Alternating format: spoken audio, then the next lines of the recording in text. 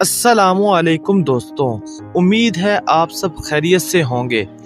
आज की वीडियो में हम बात करेंगे स्टमक की एनाटॉमी और फिजियोलॉजी के बारे में, यानी स्टमक कहाँ मौजूद होता है, इसके मुख्तलिफ पार्ट्स कौन से हैं और ये डाइजेस्टिव सिस्टम में खुराक को हज़म करने का काम कैसे करता है।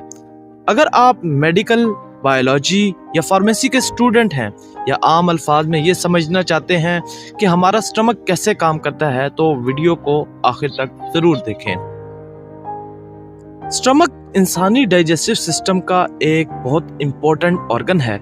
ये एक जे शेप का मसल्स पर मुश्तमिल एक सैक है जो एसोफेगस, जिसे हम खुराक की नाली भी कहते हैं, और ड्यूडेनम जो कि स्मॉल इंटेस्टाइन यानी छोटी आंत का शुरू वाला हिस्सा है, इन दोनों के दरमियान मौजूद होता है। स्टमक का बुनियादी फंक्शन खुराक को आर्जी तौर पर स्टोर करना, इसे नरम करना और इसे डाइजेस्ट होने के काबिल बनाना है। ये ऑर्गन पेट के बाएं जानिब ऊपरी हिस्से में डायाफ्राम, जो कि हमारी अपर कैविटी और लोअर कैविटी, जैसा कि यहाँ पर तस्वीर में दिखाया गया है, इसके दरमियान डायाफ्राम होता है, इसके नीचे मौजूद होता है। और एक अडल्ट इंसान में इसकी कैपेसिटी तकरीबन 1 से 1.5 लीटर तक होती है, यानी कि 1 से 1.5 लीटर जो लिक्विड फूड है वो एक इंसान स्टमक में स्टोर कर सकता है। स्टमक की एनाटॉमी को हम 4 हिस्सों में तकसीम करते हैं। पहला हिस्सा है कार्डिया। ये वो हिस्सा है जहां एसोफेगस आकर स्टमक में ओपन होती है, यानी कि एसोफेगस जिसे हम खुराक की नाली भी कहते हैं, यहाँ पे तस्वीर में आप देख सकते हैं। इसके बाद आगे स्टमक शुरू होता है, तो ये वाला हिस्सा जो है, ऊपर वाला हिस्सा, इसे हम कार्डिया कहते हैं। यहाँ एक खास किस्म का वाल्व मौजूद होता है जो कि एसिड को वापस एसोफेगस यानी ग़िज़ाई नाली में जाने से रोकता है। फंडस स्टमक का दूसरा हिस्सा है। ये स्टमक का ऊपरी गुम्बद नुमा हिस्सा होता है, जैसे कि आप यहाँ पर देख सकते हैं। यहाँ अक्सर गैस जमा होती है, इसी वजह से खाने के बाद डिकार यानी बेल्चिंग आती है।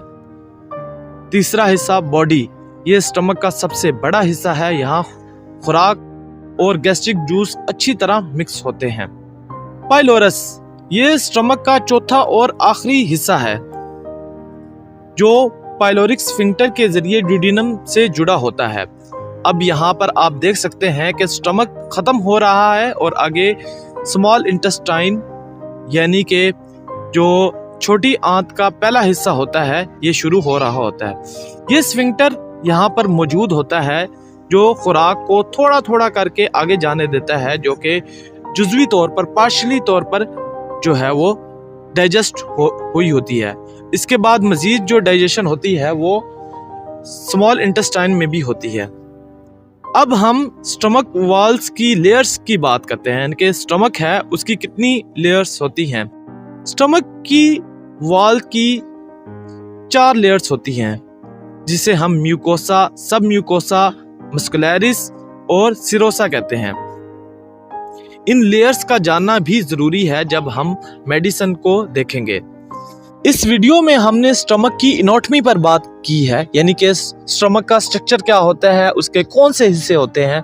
अगली वीडियो में हम स्टमक की फिजियोलॉजी यानी फंक्शन पर बात करेंगे कि स्टमक के कौन कौन से हिस्से क्या क्या फंक्शन परफॉर्म करते हैं। अगली वीडियो तक अपना ख्याल रखें और इस वीडियो को लाइक करें, दोस्तों के साथ शेयर करें और मेरे चैनल को सब्सक्राइब करके घंटी का आइकन दबा दें। अल्लाह हाफिज।